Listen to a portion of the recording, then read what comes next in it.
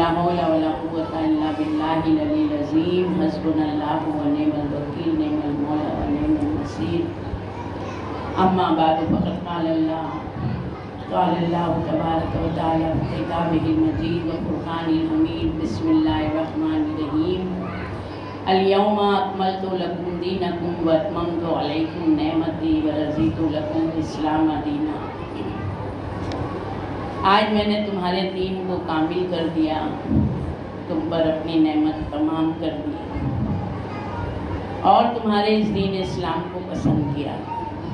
تمام تعریفیں اس پروردگار کے لیے ہیں کہ جس نے سب سے پہلے نور کو خلق کیا، ان کو برگزیدہ کیا، ان کی اطاعت سب پر واجب قرار دی۔ 18 ذی الحجہ 10 ہجری میں مقام غدیر خم میں علی علیہ السلام کی ولایت کا اعلان ہوا اور آیہ اکمل نازل ہوئی۔ اکمال دین سے مراد ہے علی امیر المومنین ابن طالب علیہ السلام کی ولایت و امامت کے ذریعے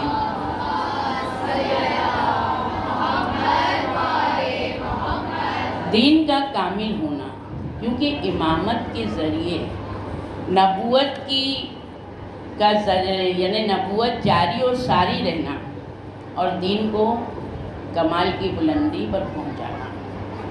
یعنی یہ واقعہ غدیر جو ہے تاریخ میں بہت زیادہ اہمیت رکھتا ہے۔ اس دن دین کامل ہوا، نعمتیں تمام ہوئیں۔ یعنی انسان کی زندگی کا وہ لمحہ سب سے زیادہ خوشی کا ہوتا ہے۔ بہت زیادہ انسان خوش ہوتا ہے کہ جب وہ کوئی کام شروع کرتا ہے اور اس کو جب مکمل ہوتا ہے، تو جس دن وہ کام پورا ہوتا ہے تو اس دن وہ انسان بہت خوش ہوتا ہے۔ یعنی اتنا خوش ہوتا ہے کہ اس کی کوئی چیز سے، دنیاوی کوئی چیز سے اس کا موازنہ نہیں کر سکتے۔ جیسے کہ ایک بلڈر بلڈنگ بنا رہا ہے، معمار بلڈنگ بنا رہا ہے۔ اب جب وہ بلڈنگ بنا رہا ہے تو ظاہر سی بات ہے کہ اس میں اس کو بہت زیادہ اس کو تعمیر کرنے میں اس کو محنت کرنا پڑ رہی ہے، اپنا خون پسینہ ایک کر رہا ہے۔ اب جب وہ بلڈنگ تیار ہو جاتی ہے تو وہ بہت خوش ہوتا ہے، یعنی اس کا جو مقصد تھا وہ پورا ہو گیا۔ بس اسی طرح سے رسول خدا صلی اللہ علیہ وآلہ وسلم نے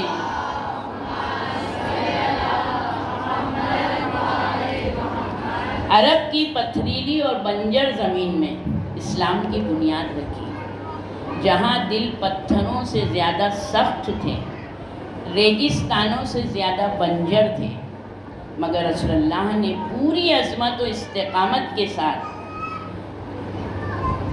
اس عمارت کی بنیاد رکھی، اس کو حکمت و دانائی سے مستحکم کیا، اصول دین اور فروع دین سے میناکاری کر کے ہر اعتبار سے خوبصورت اور مکمل کیا۔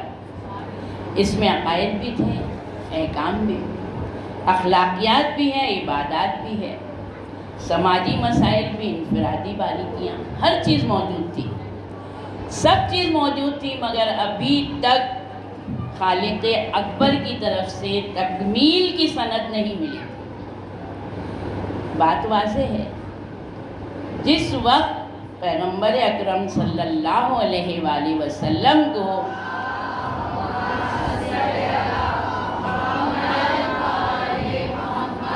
تکمیل کی سند ملے گی اور جس کی بنا پر ملے گی، وہ وقت اور وہ چیز سب سے زیادہ خوشی کا سبب ہوگا اور یہ لمحہ بہت ہی سرور بخش ہوگا۔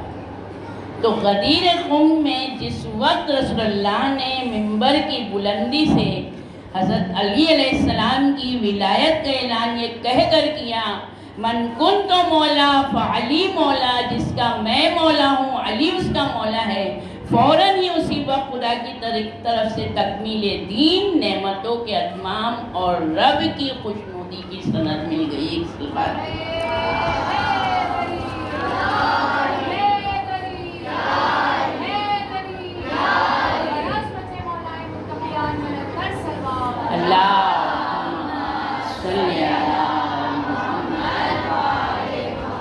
تو یہ آیت سند بن گئی، دین کی عمارت مکمل ہو گئی، تعمیر کا بنیادی مقصد حاصل ہو گیا، یہ ساری باتیں علی علیہ السلام امیر المومنین کی ولایت کی بنا پر تھی۔ خود یہ اعلان حضرت علی علیہ السلام کے لیے جہاں عظیم ترین فضیلت ہے وہاں ہمارے لیے نجات کا بہترین وسیلہ ہے۔ اس خوشی کے موقع پر لازم ہے کہ لوگ حضرت علی علیہ السلام کی خدمت میں اس عظیم منصب کی مبارکبادی پیش کریں۔ آئیے ہم سب تمام معصومین علیہ السلام کی خدمت میں، خصوصاً جناب فاطمہ زہرا سلام اللہ اور وقت کے امام زمانہ جل اللہ تعالیٰ فرجہ شریف کی خدمت میں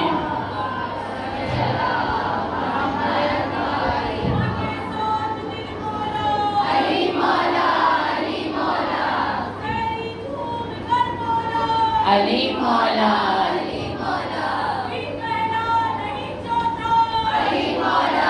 آ گئی۔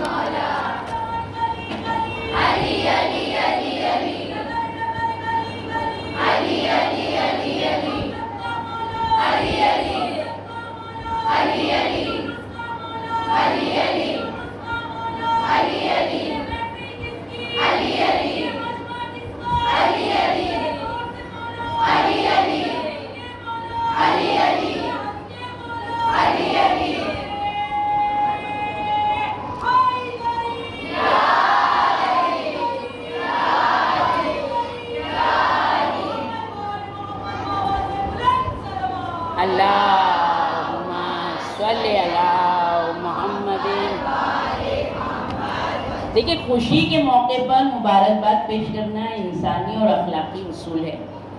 اس سے اپنائیت کا احساس ہوتا ہے، دلوں کی رنجشیں دور ہو جاتی ہیں، اور سب سے بڑا فائدہ یہ ہوتا ہے کہ مبارکباد پیش کرنے والا اس بات سے انکار نہیں کر سکتا ہے کہ اسے اس واقعے کی خبر نہیں ہے۔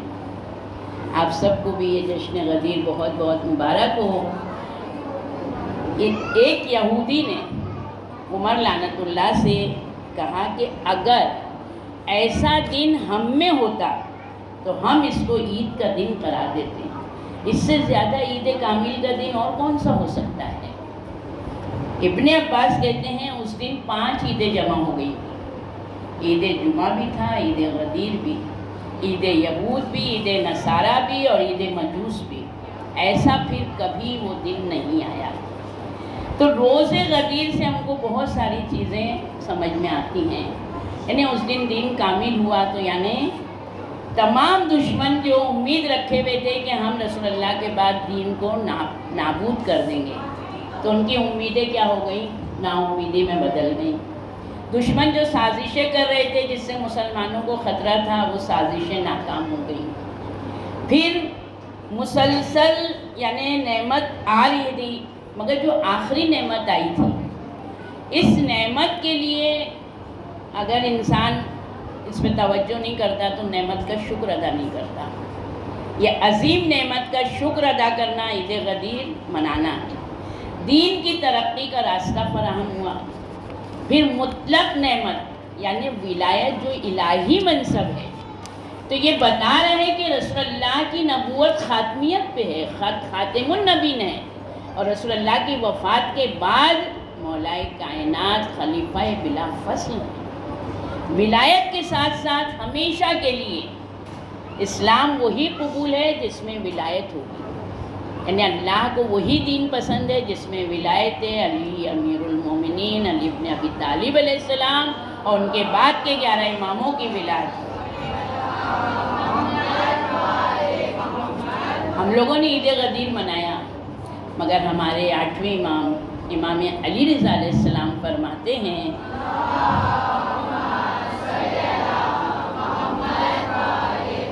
امام نے اپنے آبائے طاہرین سے یہ حدیث نقل کی ہے کہ یوم غدیر کی خوشی بنسبت اہل زمین کے اہل آسمان میں زیادہ ہوتی ہے۔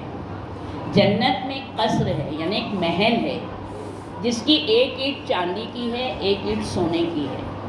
اس میں 1,00,000 سرخ قبے ہیں، 1,00,000 خیمے یاقوت کے ہیں، زمین مشک کی ہے، اس میں 4 نہریں بہ رہی ہیں، پانی کی، دودھ کی، شہد کی اور شراب طہور کی۔ ان کے گرد بہت سے میووں کے درخت ہیں، لدے ہوئے ہیں میووں سے، اور ان درختوں کے اوپر خوشنما چڑیاں جو ہیں اپنی سریلی آواز سے گا رہی ہیں۔ اب سوچیں کہ وہ چڑیوں کے بدن جو ہیں وہ موتیوں کے، بازو ان کے یاقوت کے، قسم قسم کی آوازیں ہیں۔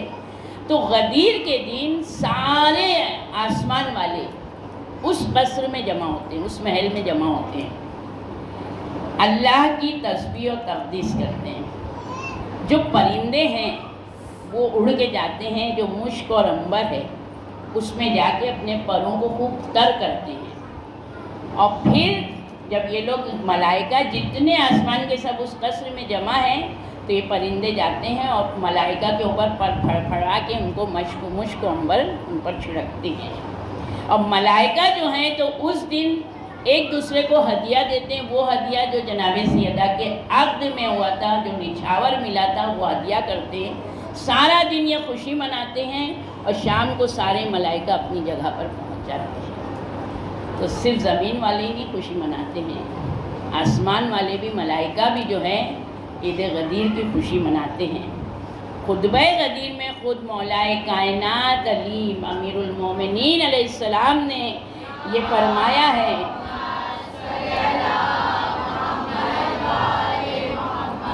کہ یہ دن عظیم الشان ہے، اس میں کشادگی ہے، رفع اعلام ہے، صحت حجج ہے، یوم ایذاء و افصاح ہے، یوم کمال دین ہے، عہد المعہود ہے، یوم شاہد و مشہود ہے، یہ شیطان کی ناکامی کا دن ہے، یوم برہان ہے، یہ وہ یوم الفصل ہے جس کا وعدہ اللہ نے کیا ہے، یہ یوم ارشاد ہے، یہ یوم دلیل ہے، یہ یوم نصوص ہے اہل خصوص پر، یعنی کہ نصب کیا، اللہ نے رسول اللہ کو حکم دیا کہ اپنے بعد ولی عہدی، اپنے بعد جانشین کو، یعنی اس کو نص کہتے ہیں، خصوص خاص، جو خاص تھے یعنی رسول اللہ کے بعد جو 12 امام خاص تھے۔ امام کہتے ہیں یہ یوم شیس و ادریس و یوشع اور شمعون ہے،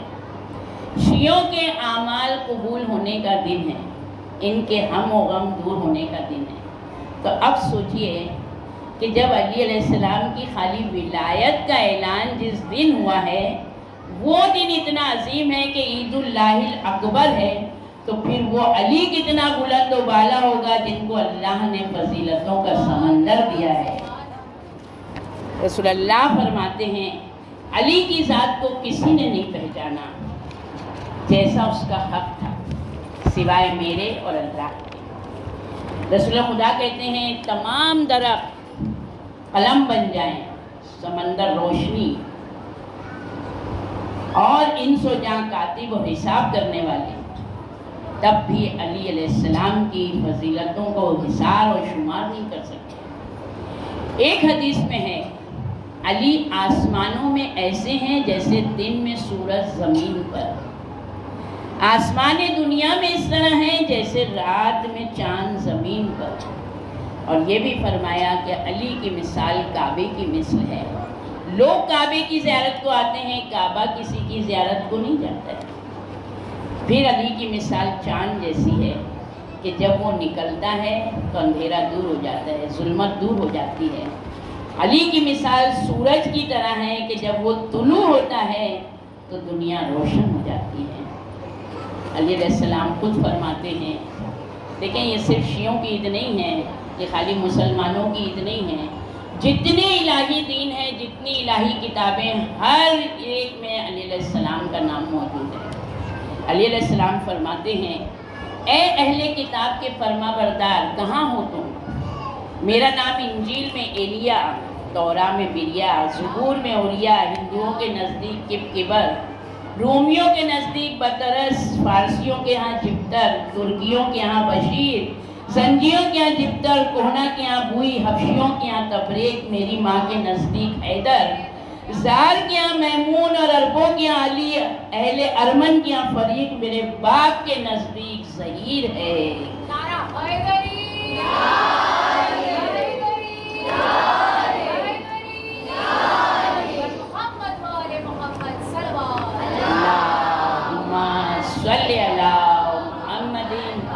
یہاں تک کہ ہر چیز کی جو تخلیق ہوئی ہے اس پر بھی علیہ السلام کا نام نصب ہے۔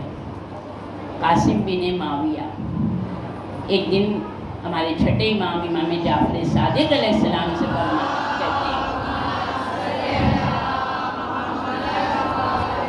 کہتے ہیں مولا، لوگ معراج کے متعلق یہ روایت آج کل بیان کر رہے ہیں کہ جب رسول اللہ معراج پر گئے تو آپ نے عرش پر لکھا ہوا دیکھا لا الہ الا اللہ محمد رسول اللہ ابو بکر صدیق، یہ کلمات لکھے ہوئے دیکھے۔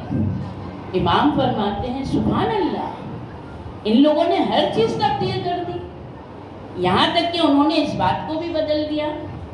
امام کہتے ہیں جب اللہ نے عرش کو خلق کیا تو اس پر لا الہ الا اللہ محمد رسول اللہ علی امیر المومنین تحریر کیا، پانی کو پیدا کیا تو اس کی لہروں پر یہ تحریر کیا، کرسی کو پیدا کیا تو اس کے پایوں پر تحریر کیا، لوح کو پیدا کیا تو اس پر لکھا، اسرافیل کو پیدا کیا تو اس کی پیشانی پر لکھا، جبریل علیہ السلام کو پیدا کیا تو اس کے دونوں پروں پر لکھا، آسمان بنائے تو ان کے اطراف پر لکھا، زمینیں پیدا کی تو ان کے اطباق پر لکھا، پہاڑ بنائے ان کی چوٹیوں پر لکھا، سورج بنایا تو اس پر لکھا لا الہ الا اللہ محمد رسول اللہ علی امیر المومنین، چاند پیدا کیا تو اس پر لکھا یہ جو تم چاند میں تاریکی دیکھتے ہو، دھبا دیکھتے ہو، یہ وہی لکھا ہے لا الہ الا اللہ محمد رسول اللہ علی امیر المومنین۔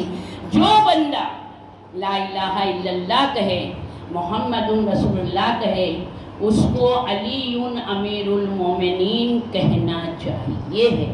ہم سب کا مولا علی علی، ہم سب کا آقا علی علی، ہم سب کا رہبر علی علی، جبریل کا ٹیچر علی علی، پھولوں کی مہک میں علی علی، چڑیوں کی چہک میں علی علی، ناری کی لچک میں علی علی، پتوں کی کھرک میں علی علی، مولائے پیغمبر علی علی، آقائے ابوذر علی علی، وہ مرد میدان علی علی، وہ شیر یزدان علی علی، وہ پھول پہ شبنم علی علی، مولائے آدم علی علی، وہ عرش پہ مولا علی علی، وہ فرش پہ مولا علی علی، من کن تو مولا علی علی، من کن تو مولا علی علی، سورج کی کرنیں علی علی، چندہ کی ٹھنڈک علی علی، زمزم کا پانی علی علی، دریا کی روانی علی علی، بھٹکو تو سہارا علی علی، ڈوبو تو کنارا علی علی، میری آنکھ کا تارا علی علی، چھانارا علی علی، جو کبھی نہ ہارا علی علی، نعرے حیدری یا علی یا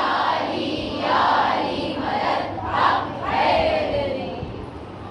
اللہ سلامت رکھے، ہم لوگوں کو غدیری تحفہ یہی دے میرے مولا کہ ہمارے وقت کے امام کا ضرور پوجا، اور جس طرح ہم لوگ نے غدیر کرلا میں منائی، انڈیا میں منائی، بمبئی میں منائی، اس طرح ہم کو نجف میں منانا نصیب کرے مولا، ہم کو جلد از جلد خانہ کعبہ اور کربلا کی زیارت نصیب کرے۔ ہم لوگ ہی وہ لوگ ہیں کہ جن سے رسول اللہ راضی ہو کے گئے ہیں۔ عرش کے ارکان میں سے ہر رکن پر 70,000 فرشتے رہتے ہیں جو تسبیح و عبادت کے بجائے علی علیہ السلام اور اس کے شیعوں کے حق میں دعا کرتے ہیں اور علی علیہ السلام کے دشمنوں کو بد دعا دیتے ہیں۔ دوسری ایک حدیث میں ہے کہ اللہ نے علی علیہ السلام کے چہرے کے نور سے 70,000 فرشتے پیدا کیے جو کہ روز قیامت تک علی علیہ السلام اور اس کے شیعوں کے لیے استغفار کرتے رہیں گے۔ تو ظاہر سی بات ہے جب ہمارا مولا اتنا افضل ہے، اتنا اعلیٰ ہے کہ جس کی فضیلتیں، یہ تو امام کی کرم نوازی جو ہم بیان کر رہے ہیں، ورنہ ہم کیا، ہماری کیا حیثیت ہے؟ تو جس طرح سے ہمارا مولا ہے اس طرح ہم کو بھی ہونا چاہیے۔ کس طرح امام چاہتے ہیں؟ یہ حدیث امام جعفر صادق علیہ السلام کہتے ہیں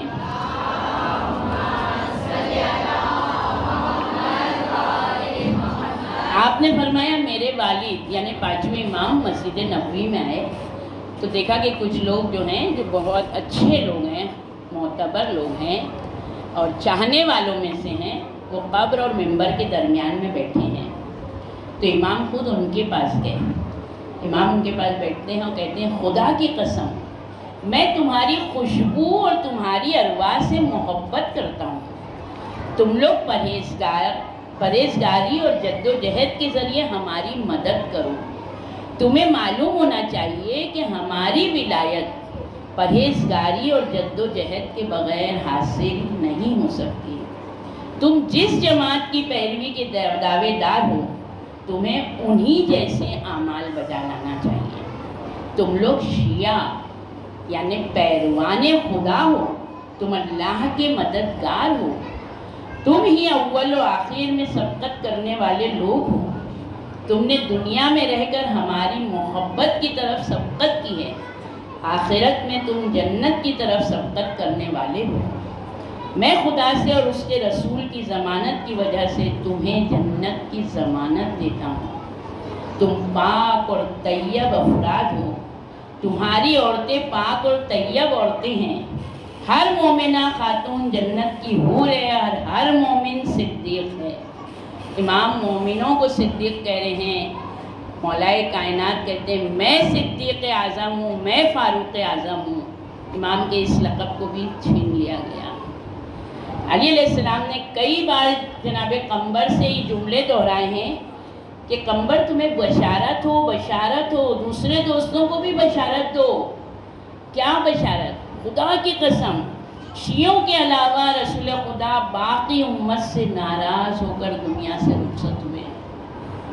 یعنی جو امام چاہتے ہیں اگر ہم وہ خوشنودی حاصل کریں گے، وہ کام انجام دیں گے تو امام کے مقرب ہوں گے انشاءاللہ۔ امام کیا کہہ رہے ہیں؟ دیکھیں شیعوں کی تعریف میں یہ ہم کو جو نعمت ملی ہے، ہم اس میں سستی اور غفلت نہیں کریں۔ بہت اچھی حدیث کہ امام کہنے آگاہ رہو، ہر چیز کے لیے کوئی نہ کوئی دستاویز ہوتی ہے، اور دین کی دستاویز شیعہ ہیں۔ ہر چیز کا کوئی نہ کوئی سردار ضرور ہوتا ہے۔ محافل کی سردار وہ محفلیں ہیں جس میں شیعہ شریک ہوتے ہیں۔ ہر چیز کا امام اور رہبر ہوتا ہے۔ زمین کی رہبر وہ زمین ہے جہاں شیعہ آباد ہیں۔ ہر چیز کی کوئی خواہش ہوتی ہے، دنیا کی خواہش ہے کہ اس پر شیعہ آباد ہو۔ خدا کی قسم اگر دنیا میں تم لوگ نہ ہوتے تو تمہارے مخالفین دنیاوی نعمات سے بھی ویسے ہی محروم رہتے جیسے وہ آخرت میں محروم رہتے۔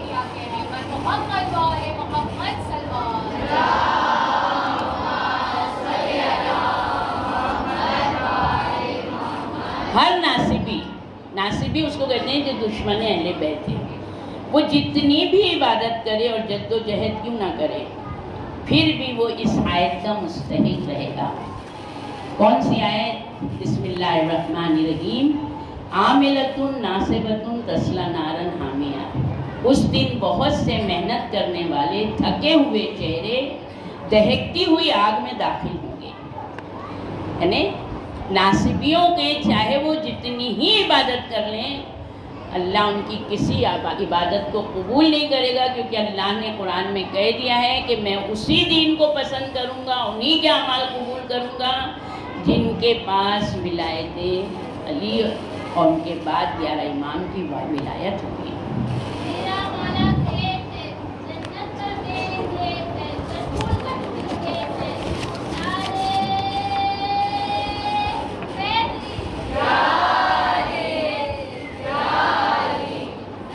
اور پھر اللہم صلی علی محمد، ہمارے عمل کرنے میں اور ناصبیوں کے عمل کرنے میں کتنا فرق ہے۔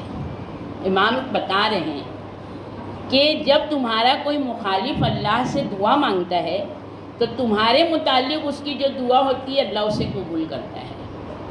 جب تم میں سے کوئی شخص خدا سے ایک حاجت طلب کرتا ہے تو اللہ اس کو بے شمار اس کی حاجتیں پوری کر دیتا ہے۔ جب تم میں سے کوئی ایک نیکی انجام دیتا ہے تو اللہ اس کی بے شمار اس کی اجر دیتا ہے۔ جب تم میں سے کوئی برائی کا ارادہ کرتا ہے تو اللہ برائی نہ کرنے کے لیے راستہ بنا دیتا ہے۔ خدا کی قسم تمہارا روزے دار جنت کے باغات میں سیر و سیاحت کر رہا ہوتا ہے، افطار کرتے وقت فرشتے اس کی کامیابی کی دعاؤں میں مصروف رہتے ہیں۔ سب کس کی وجہ سے؟ ولایت کی وجہ سے۔ تم میں سے حج و عمرہ بجا لاتے ہیں لوگ، وہ خدا کے مخلصین میں شامل ہیں۔ تم سب کے سب اللہ کی دعوت کے اہل اور اہل ولایت ہو۔ تم پر کوئی خوف و حزن نہیں ہوگا، تم سب جنت میں جاؤ گے۔ نیک اعمال بجا لانے کی طرف رغبت کرو۔ ہمارے بعد ہمارے شیعہ ہی عرش خداوندی کے زیادہ قریب ہیں۔ اللہ نے ہمارے شیعوں کے ساتھ کیسا اچھا سلوک کیا ہے۔ کتنا اچھا جملہ امام کہہ رہے ہیں کہ اگر تمہارے بارے میں سستی کا اندیشہ نہیں ہوتا اور یہ خوف نہ ہوتا کہ دشمن تمہاری حالت پر سرزنش کرے گا تو لوگ اس بات کو بہت زیادہ اہمیت دیں گے، تو فرشتے تمہارے سامنے آ کے تمہیں سلام کرتے ہیں۔ یہ مرتبہ ہے شیعان اہل بیت علیہ السلام کا۔ اللہ ہم سب کو وہ کام کرنے کی توفیق دے جس سے امام کی رضا و خوشنودی حاصل ہوتی ہے۔ پھر ہم دیکھیں کہ جس طرح ولایتیوں کے لیے اتنے اجر ہیں، اسی طرح ولایت کے منکر کے لیے اللہ نے دنیا میں بھی عذاب رکھا ہے اور آخرت میں بھی عذاب ہے۔ اور جیسے ہی منکر ولایت جو مانگتا ہے اللہ بغیر تاخیر کے فوراً دے دیتا ہے۔ حارث بن نعمان فہری کا واقعہ آپ لوگ کو پتہ ہے کہ اس نے کیا کہا کہ اگر یہ حکم اللہ کی طرف سے تو آسمان سے پتھر نازل ہو، فوراً آیا ہے، سر سے داخل ہوا اور دبور سے نکل گیا اور وہیں کے وہیں وہ واصل جہنم ہوا۔ تو یہاں پر ولایت کا انکار کرنے والے کا عذاب ہے، مگر ولایت کے اعلان کو چھپانے والا بھی۔ بہت سے واقعات ہیں کہ جنہوں نے ولایت یعنی غدیر کے اعلان کو چھپایا، گواہی نہیں دی، اللہ نے ان کو ہر طرح کی بلاؤں میں دنیا میں مبتلا کیا، لوگوں کے لیے عبرت رہا، اور عذاب آخرت میں بھی بہت زیادہ شدید ہوگا۔ یہاں تک کہ آخری بہت اچھی چیز کہ ہم دنیا میں بہت طعنے سنتے ہیں، شیعہ ایسے ہیں، شیعہ ایسے ہیں، بہت تکلیف ہوتی ہے، مگر آخرت میں جب جنت والے جنت میں چلے جائیں گے، جہنم والے جہنم میں چلے جائیں گے، اب مولا کا دیا ہے کہ مولا مذاق کریں گے جہنم والوں سے۔ ان لوگوں نے دنیا میں امام کو بہت اذیت دی، تو کہتے ہیں جب جہنمی جل رہے ہوں گے، ایذائیں برداشت کر رہے ہوں گے، تو امام مالک جہنم کو کہے گا کہ جنت کا دروازہ ایک کھول دو، اور جتنے جہنمی ہیں ان سے کہو کہ جنت میں داخل ہو جاؤ۔ تو سارے کے سارے جہنمی دوڑیں گے کہ چلو ہم جنت میں بھاگیں۔ سب جیسے ہی دروازے تک آئیں گے دروازہ بند، دوسری دور طرف کا دروازہ کھولا جائے گا، کہ نہیں یہاں سے نہیں وہاں سے جاؤ۔ اب امام مسکرائیں گے، پھر وہ ادھر دوڑتے ہوئے جائیں گے۔ جہنم سے جنت میں جانے کے لیے دروازے کھلیں گے، مگر وہ دروازوں میں نہیں جائیں گے۔ کیوں؟ کہ انہوں نے اس دنیا میں اس راستے کو نہیں چنا جس سے جنت میں جایا جائے، اور وہ صرف اور صرف ولایت ہے۔ الحمدللہ ہم لوگ دعا کریں کہ پروردگار ہم کو یہ ساری باتیں صحیح طرح سے انجام دینے کے اللہ توفیق دے، ہماری اس قلیل سے خدمت کو مولا قبول کریں۔ ہم لوگ دعا کرتے ہیں اللہم فرج عن اہل بیت محمد النبی کا واکشف عنہم وبہم عن المؤمنین الکربات، اللہم املا الارض بہم عدلا کما ملئ ظلما وجورا وانجز لہم ما وعدتہم انک لا تخلف المیعاد۔ اے معبود، اپنے نبی محمد مصطفیٰ صلی اللہ علیہ وآلہ وسلم کے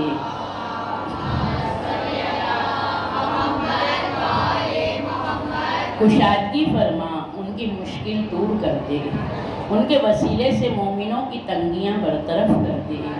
اے اللہ اس زمین کو ان کے ذریعے عدل سے بھر دے، جیسا کہ وہ ظلم و جور سے بھری ہوئی ہے۔ عطا کر انہیں جس کا ان سے وعدہ کر رکھا ہے، بے شک تو وعدے کے خلاف نہیں کرتا ہے۔ وآخر دعوانا الحمدللہ رب العالمین۔ ایک صلوات بلند کریں۔